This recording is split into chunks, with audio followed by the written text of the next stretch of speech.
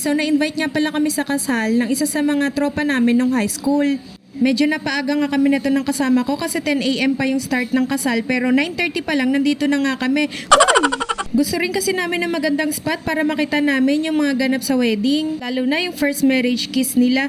Uy! Sabi ko pa nga dyan sa kasama ko parang buhay na filter sa sobrang puti. Buti na lang pinayagan ako mag-leave ng Saturday dun sa work ko. Gusto ko din talaga makita kasi tong kasal ng kaibigan ko.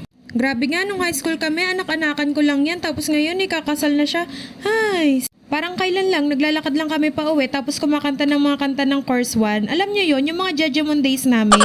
Pero ito sila ngayon, isa-isa ng kinakasal talaga. Alam nyo ba, hindi pa nag-start yung kasal pero parang naiiyak na kami dyan. Sabi ko nga kay Judy, mag-ready na ng maraming tissue, baka umiyak kami.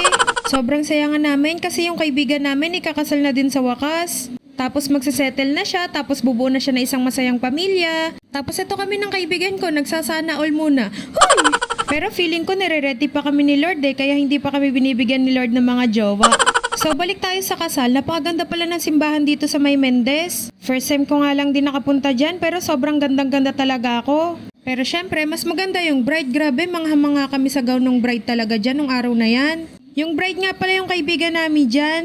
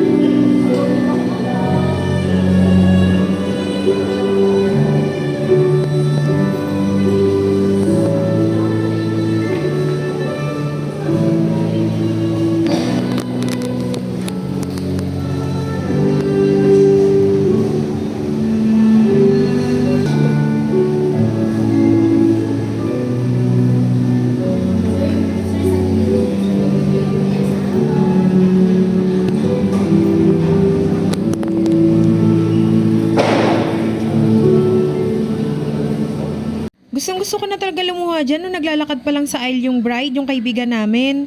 Pero syempre, B, wag tayong OA, no? Baka kasi mamaya humagulgul pa ako, daigin ko pa yung pamilya sa pag-iyak. So, ito na nga pala yung pinakahintay namin ng first marriage kiss ng mag-asawa.